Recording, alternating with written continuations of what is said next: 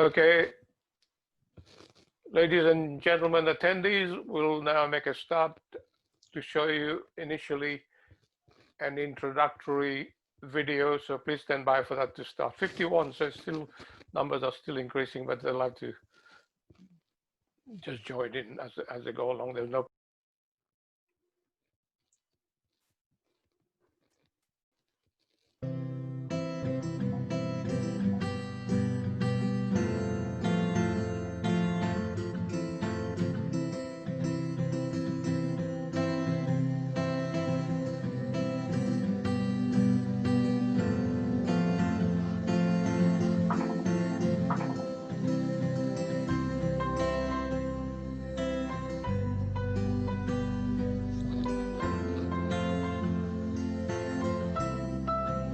one of the most powerful things in the world is this sausage, because a sausage can do just about anything. It helps people to walk, see and hear, supports families after fire, drought and flood, and even helps plant trees in our community. Our sausages are working to cure cancer, helping farmers in tough times, and connecting people who are new to a community. And at the same time that they're doing all that, they're nurturing the leaders of tomorrow while building friendships that last a lifetime. Yep, these humble sausages are more powerful than you can believe. They're working wonders in our community. And at Lions, so can you. Lions Australia, we serve more than sausages.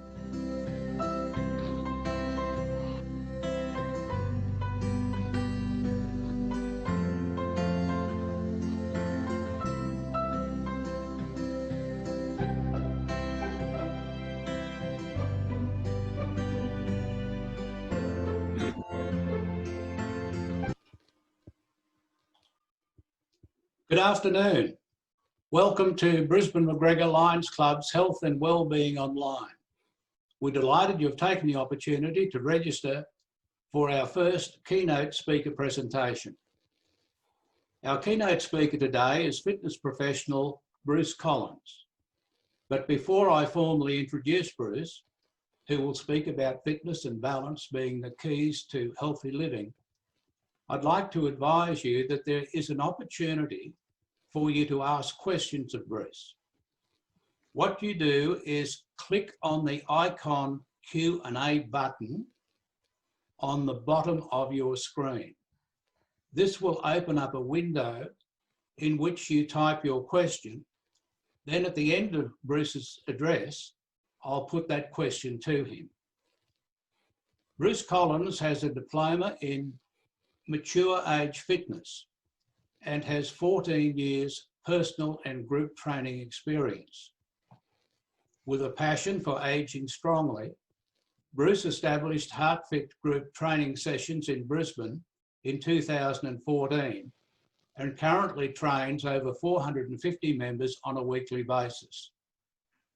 He extended his fitness sessions to HeartFit Online to provide virtual in-home access for existing and new members.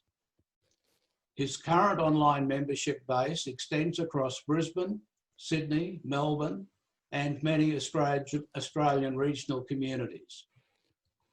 Bruce's enthusiasm for health and fitness, for fun, and moving to the beat makes his sessions unique, attracting members at all fitness levels ranging from 55 through to 95 years of age.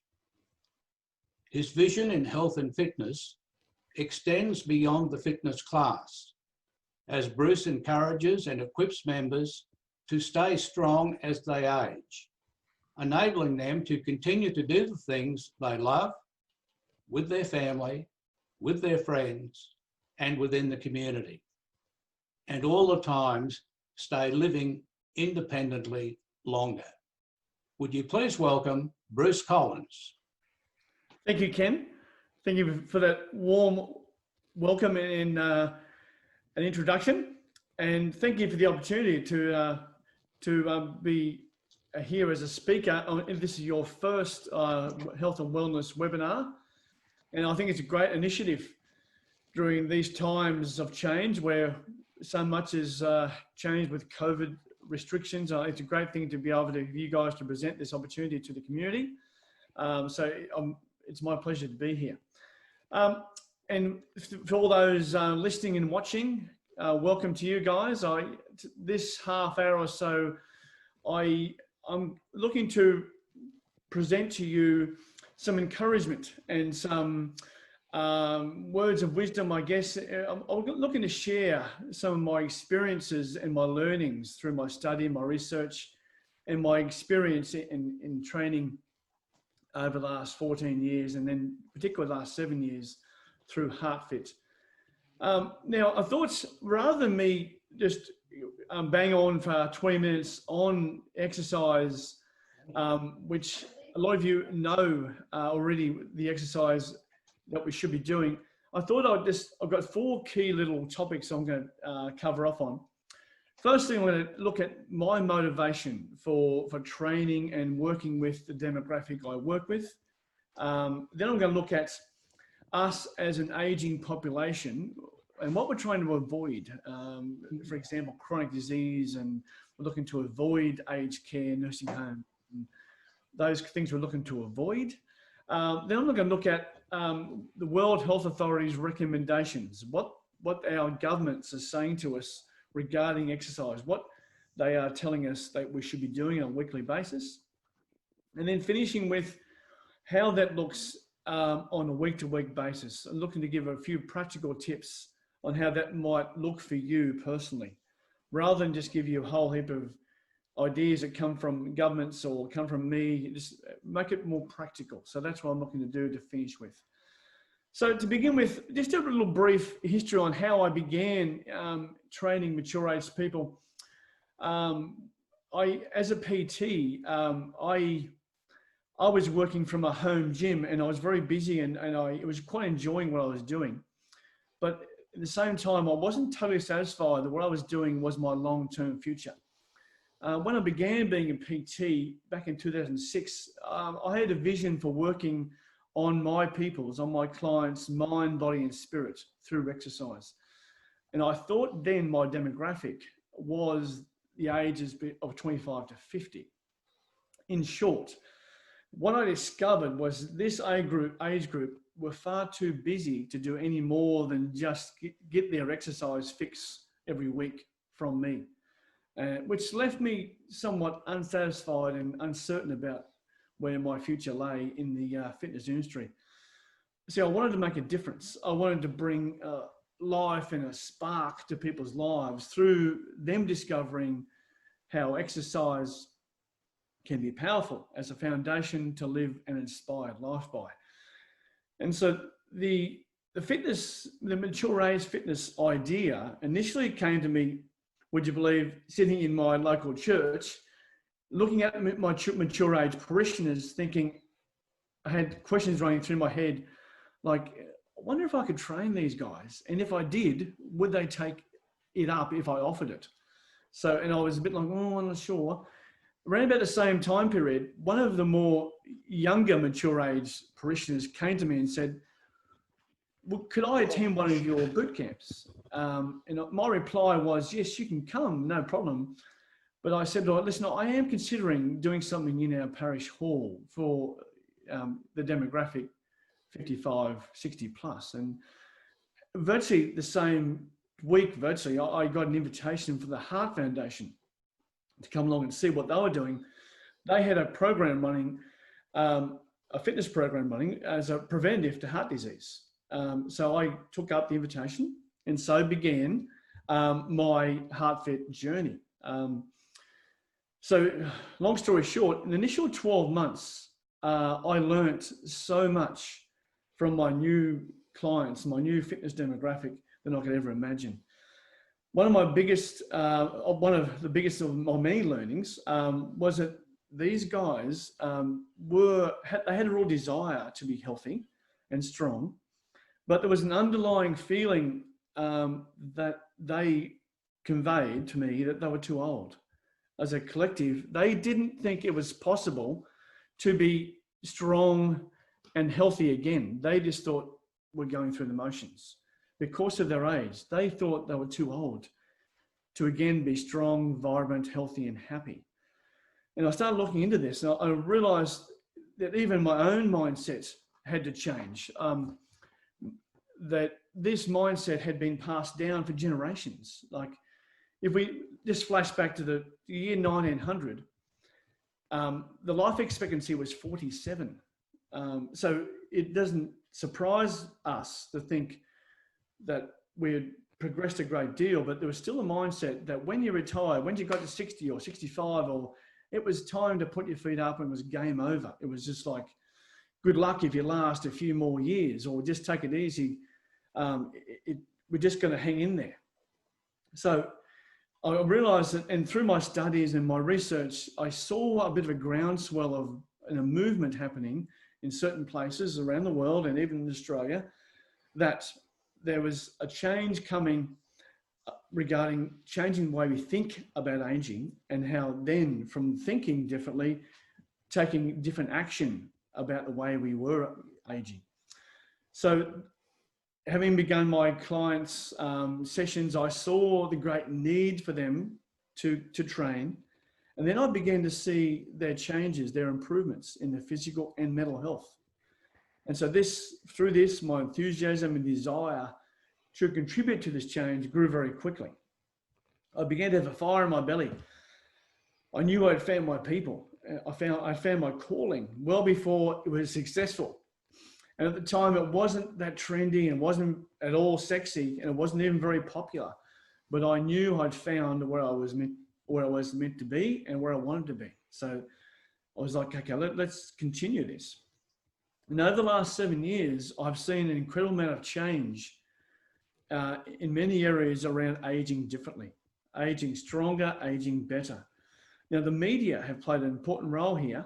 I was coming across regularly, and you guys as well have spoken to me about this. The print and TV media have contributed well with regular news items, and even entire programs devoted to how we could or should age better as we age. Two examples are the ABC show Catalyst, which had regular shows on what we should be doing as an aging population, and also from the BBC, who was the SBS were putting on, maybe still does, Trust Me, I'm a Doctor, and with Michael Mosley. Both those programs were fantastic in bringing forward these new concepts and ideas about aging differently, aging better. So we're looking at how this changes in our local area. I now know that the health professionals, your doctors and GPs, are now prescribing exercise to their patients, not just medications, which is a huge change, and it's fantastic to see.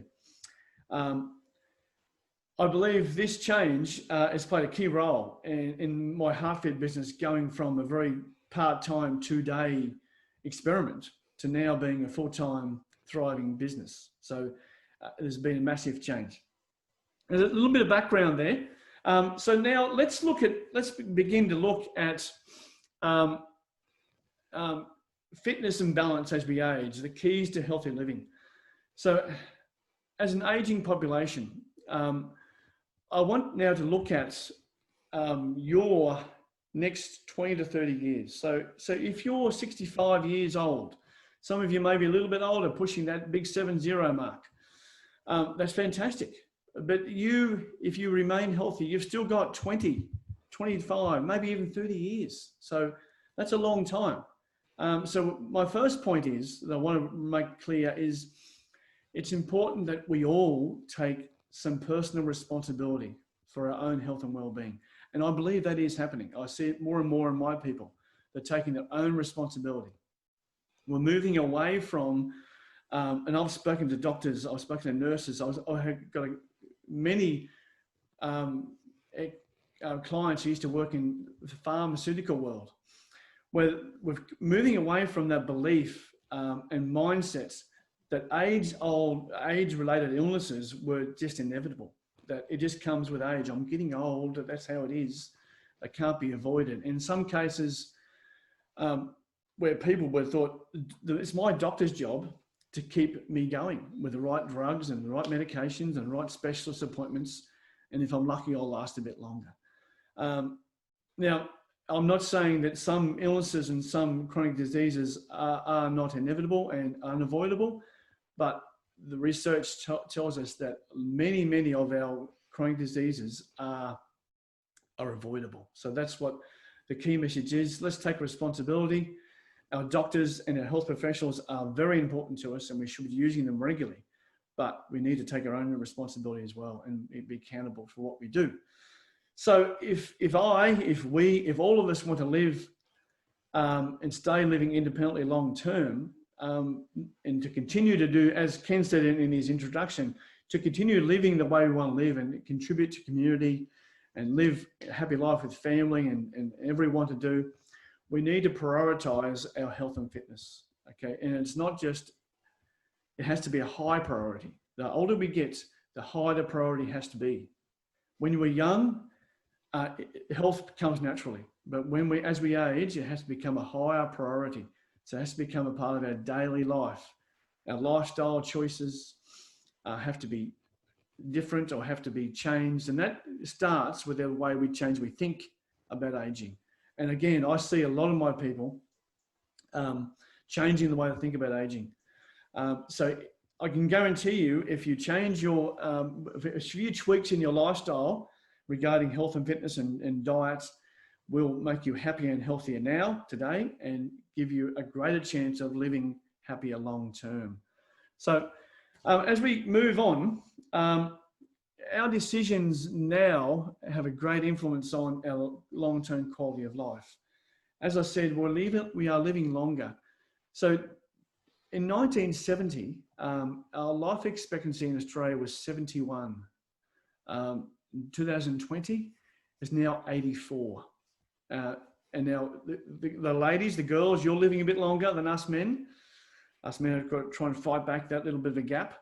But that's a big difference. In 50 years, we've gained 13 years on average.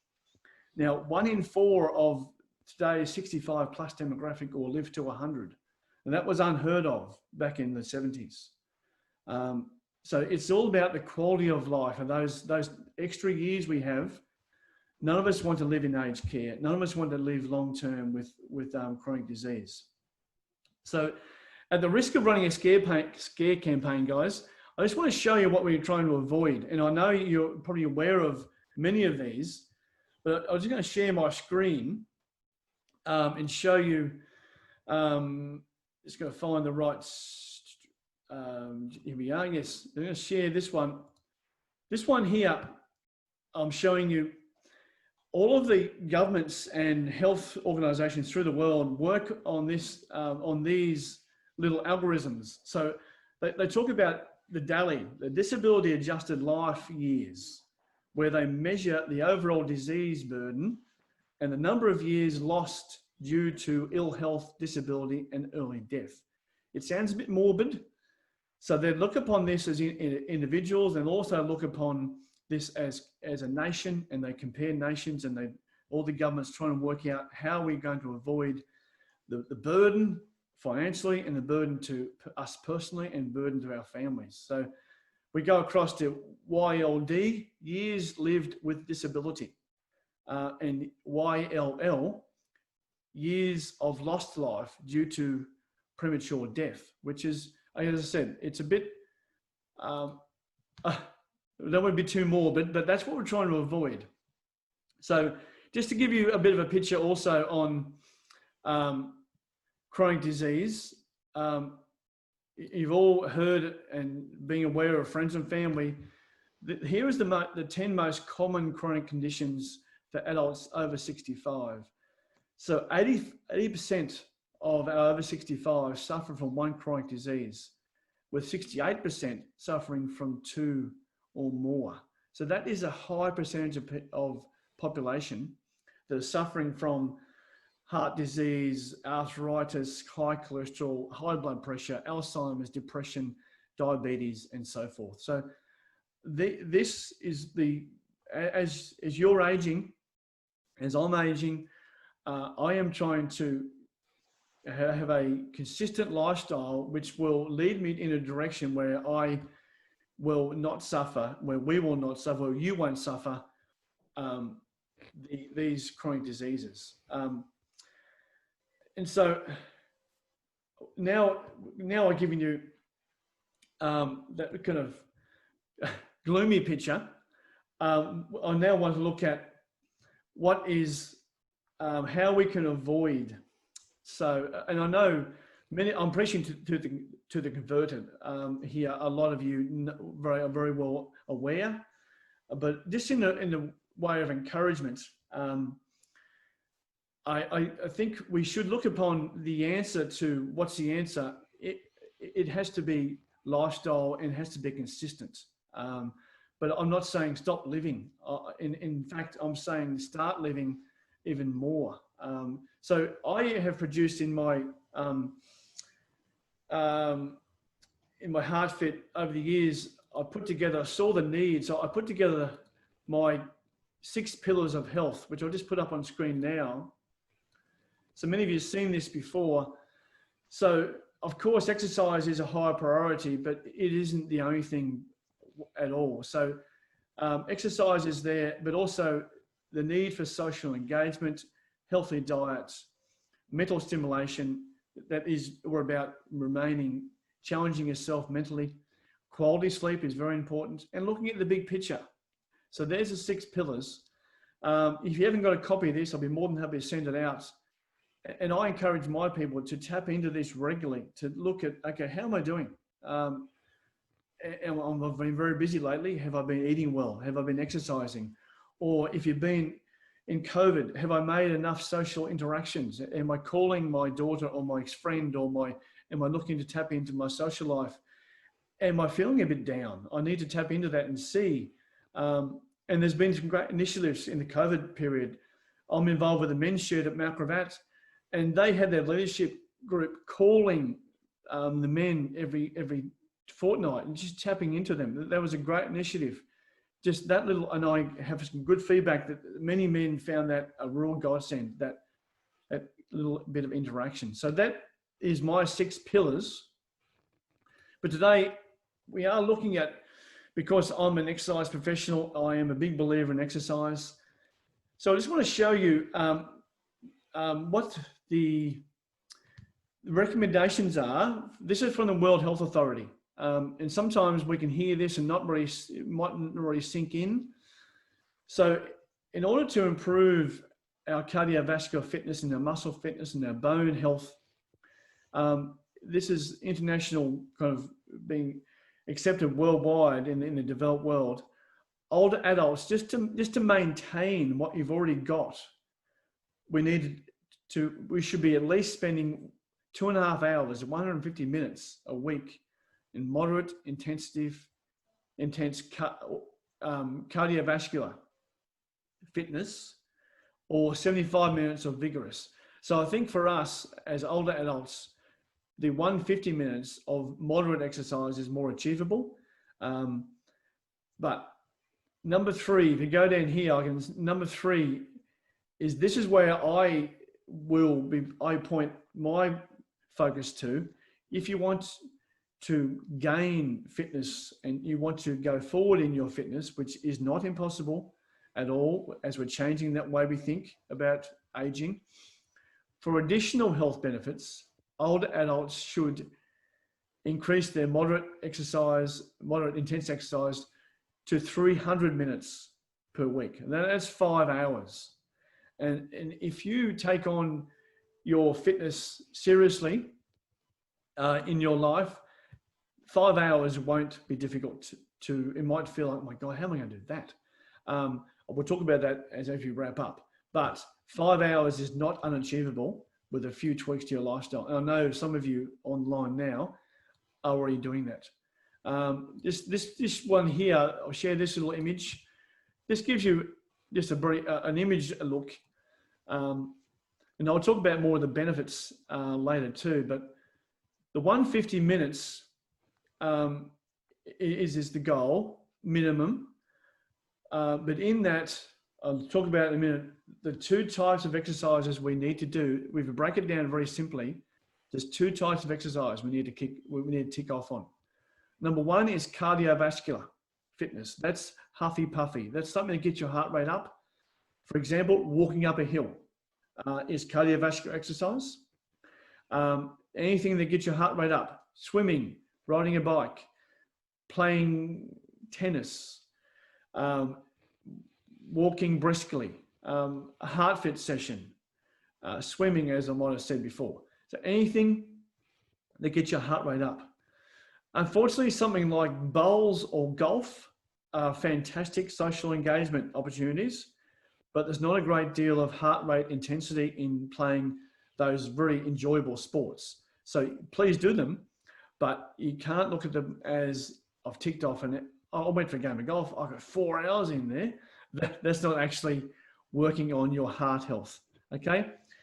The other exercises we need to be looking to do is strength training, is resistance training. So that is putting your body under strain. We're using weights or using a resistance band that's going to help build, regain your muscle mass, regain your bone strength, bone density, joint health. As you may have heard, if you don't use it, you lose it as we age. Unfortunately, it's the decline of our natural bodies, but we can change that a great deal. I even had a lady this morning at PCYC at Carindale tell me that, Bruce, I've went and had my bone density test, and thank you to you, my bone density has increased. So, I mean, that is a huge boost to me because I can see that the benefits of doing regular exercise are definitely there. So they're the two types of exercise we need to be looking at. And I guess I'm aware of and have been aware of for many years that these changes that you might be looking to make to your lifestyle, they're changes that may not come naturally because your parents and your grandparents did not do it. It hasn't been passed down from our generations prior. We are the first generation, you are the first generation to take this thing seriously about aging strongly. See, the good thing is you're going to pass this. If your grandchildren and your children are now seeing you take this on, it will come naturally to them. So not only are you going to benefit your own living situation, your own long-term health, this will be easier for them. Hopefully you'll live long enough to see what's going to happen in the next 20 or 30 years. There is going to be massive changes in our industry. There is nowhere near enough mature age gyms. I travel around suburb to suburb. In years to come, I can tell you there's going to be mature age gyms in your suburb because we are an aging population. I mean, we're not going to talk politics now, but the need to invest more money into our population, our aging population is huge. It will happen. So I hope you live long enough to be there with me. So congratulations on, first of all, going, yes, I'm going to decide to take some action. So now, recommendations. We can talk all day about that, but I'm going to stop there. So a few tips on what you should be doing. So first of all, go to your GP. If you haven't been to your GP recently, go to your GP and say, listen, I want to continue or start exercising. I want to get my heart rate up. This is what's been recommended.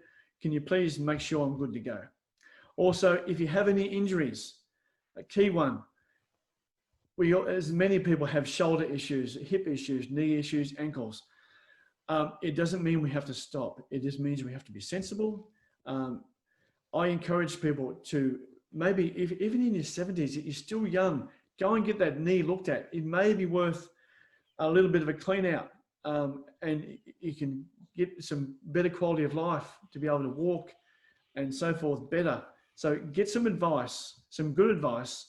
Don't just settle for, oh, my knee's bugging. I can do some pocket boxing and I can do some upper body stuff, but I can't walk. I can't do anything. Seek some advice on, can I get this fixed? Can I get better? Don't just settle for, I'm too old. No, I'm done. So challenge yourself. See if you can push forward. Okay. So I'm very passionate about, we're not too old, guys. We've got to continue to strive and challenge ourselves, but still being sensible. Okay. So the basics, the tips, find yourself some training partners. It can be your best friend next door. I've got people who have their sister living in Sydney, and they ring each other. My mother-in-law actually rings her sister at 4 p.m. every day. She gets on the spin bike and she goes for a walk, okay? And they text each other, yep, I've done the half hour. So you can have training partners who aren't even in the same city. But face-to-face is so good. You have a walking group or a heart-fed group. The social interaction combined with physical activity has proven to be number one. I see it every day, every week. Many people come to my sessions. Social interaction is the main reason they come for some, and the exercise is just something you do before you have a coffee, and that's okay too. But we have to make a high priority this health and fitness thing. Okay, so build your life around it. I've seen many of my people change their lifestyle to fit in around my fitness sessions, which is fantastic. They won't get the haircut on certain days because they've got to get their fitness session in. And that could be swimming. It could be what things you love to do. I do encourage people to choose things that they enjoy. If you hate ballroom dancing, don't do it. Okay. So, but find something that challenges you and something you enjoy. So that's the basics of it all. As far as doing 5 days a week, in some weeks it won't work. You don't have to make it. It hasn't got to be regimented. Our lives change with illness and grandparent duties and so many things and meetings, and so you can. But I do recommend. And it's easier said than done, but planning your week even on a Sunday, write down Monday, Tuesday, Wednesday, Thursday, Friday, and even Saturday. What am I doing? Where's my? Even look at your 6 pillars of health. Where am I fitting in my social engagement? Where am I going to fit in my health and fitness? Am I locked into doing it? Just commit yourself. It's the same as having a hairdresser appointment. You're locked in and you're committed. And I've seen tremendous results in people's health and fitness by just committing to those simple actions. It's no big action, but it's very simple to take on. It starts in the mindset. Okay. I'm aware of the time. I don't want to go over time. So the benefits, guys, honestly, the benefits of exercise, I could talk about those forever. I've actually, one of my assignments I did, I put together, here's my 101 reasons to exercise, and there's 101 reasons there that we should be exercising, benefits to your body. And I won't go through all them now, but I could even share that via email if anybody's interested. I did have one little diagram here to give you a quick little snapshot. This little image here, there's 20. So reducing body fat increases your lifespan, strengthens muscles, manages chronic pain, avoids viruses, reduces diabetes risk, strengthens your heart, clears arteries, boosts your mood, maintains mobility, improves your memory, your coordination, your bones, it decreases stress, your immune system's boosted, less blood pressure, reduces risk of cancer. There's so many. Another great example is a reduction of medications. I've got a lot of people who've reduced their medications. I did have a couple of testimonies to share. I'll just share one, just one brief one this is from Sue. I had a couple others. So joining HeartFit has been one of the best of my life choices. I first signed up because I was very puffed after climbing stairs. After joining, I realized that although the daily walk was great, a HeartFit class covered strength, muscles, and growth. And now I climb my stairs easily. I've also lost 10 kilo, which is an added bonus. So that's one example. I've got hundreds of those. So I just, in summing up, I commend you for taking the time to be here today. And I can commend you, many of you who have taken action. And I just encourage you to continue to take that action. We only get one go at this life, and we don't want to end up in aged care. I mean, it's aged care and Alzheimer's disease. I get all the time. I'm told that's my biggest fear, Bruce. And all we can do is continue to make good life choices, and we're a better chance if we do. So thanks for listening, and I can answer any questions that may have come through. Thank you, Ken. Well, thank you, Bruce, for your many words of wisdom, which I'm confident will have been appreciated by the online webinar audience this afternoon. During your presentation, we have received, which is great, a few questions, which I'll shortly put to you. But before I do, a short reminder that at the conclusion of this webinar, we would appreciate everyone completing a short survey, which will give us guidance for future health and wellbeing online webinars. For doing so, through a draw process, somebody's going to win a $50 gift voucher from Westfield. Now, Bruce, to the first question. How do your groups differ from attending a normal gym? I feel out of place at a gym and worry I can hurt myself because it is out of my comfort zone. Yes, thank you, Ken. That's a great question. And I guess I didn't cover it off in my introduction, but really the main reason I saw the mature age demographic, the need, I knew that the mature age demographic were not comfortable in gyms. And that's why I saw the opportunity and the need for me to train the demographic I train in local halls where they feel more comfortable. And the difference in our groups is that we're all the same age demographic. Everybody feels very comfortable. Now, I've said recently, I actually gear my fitness classes to probably a healthy 60 or 65-year-old person, but my demographic goes from 55 to 95. So everybody is encouraged to come in and start at their own level.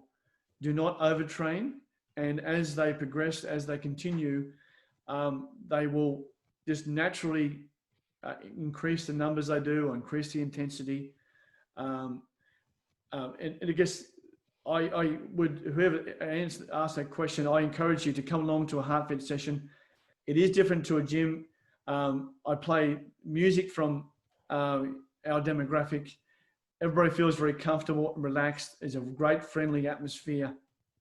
It is very different to a gym. It's not the sterile environment of a gym. I don't even like myself. But there's a warm welcome, and there's a feeling of we're all here together doing our own level and enjoying it. Okay, moving on to the next question.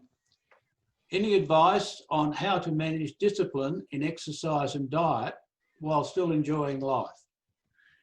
Well, yes, that's a great question too. That is a whole topic in itself. The discipline of staying committed to your diet and exercise and enjoying life. It sounds like there's a bit of a conflict there, that it's saying that if I do stick to those two things, I won't enjoy life.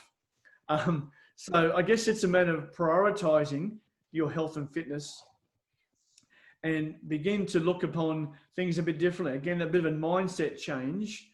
If I was to give a couple of key little tips there, I've worked with a really good dietitian group in Brisbane for about a good 12 years.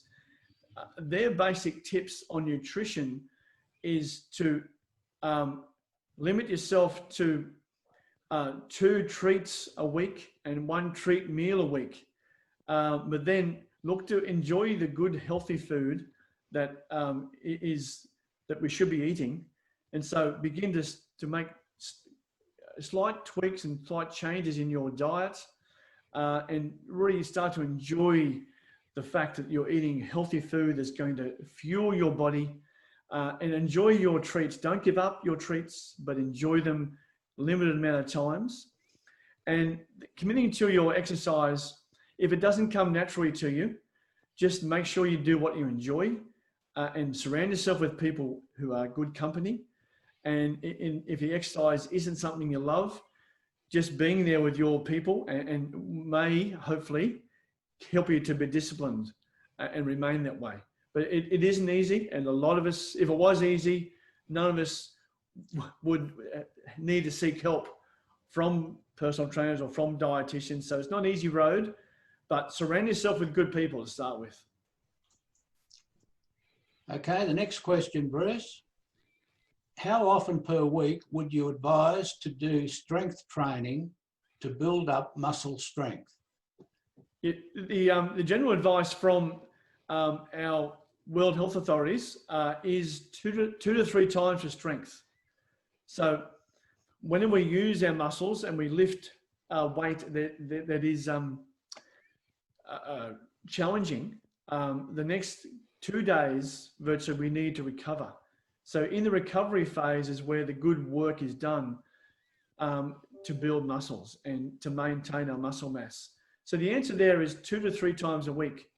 If we're lifting light resistance, we could do it 3 times a week. In a lot of my classes in HeartFit, we lift what we would call moderate lifting, particularly at the moment with COVID restrictions, we can't share equipment. So we're only using our own dumbbells and bands. So currently we could be doing 3 times a week. If we're lifting heavier resistance, we probably should bring it back to 2 times a week. Yeah. Okay, thanks for that, Bruce. Next question, should I eat a meal before I exercise? Yeah, that's a common question and very easy answer.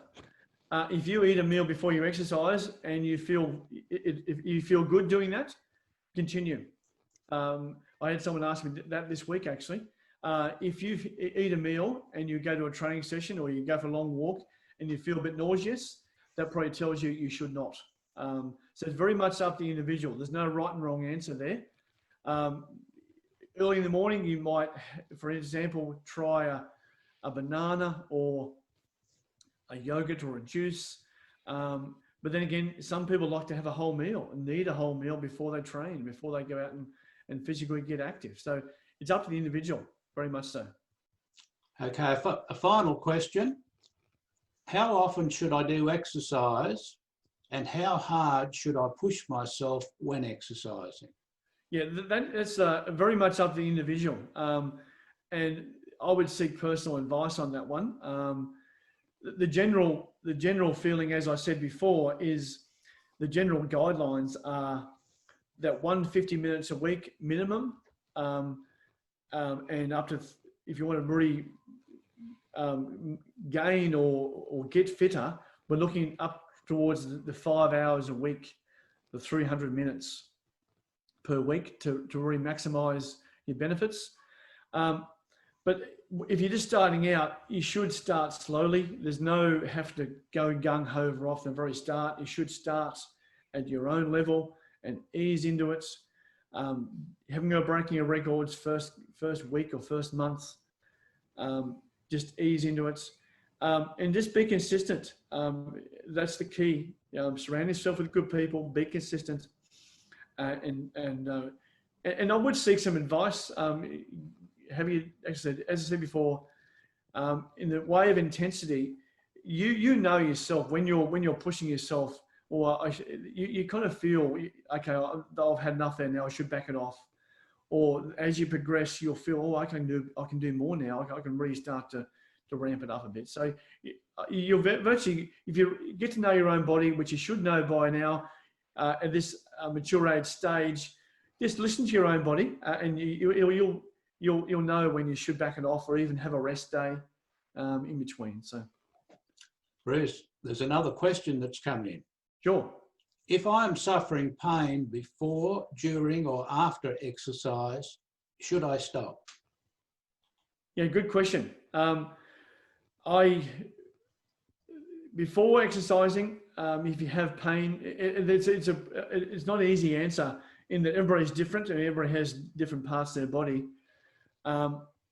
Generally speaking, I look at two types of pain. Joint pain is different to muscle pain.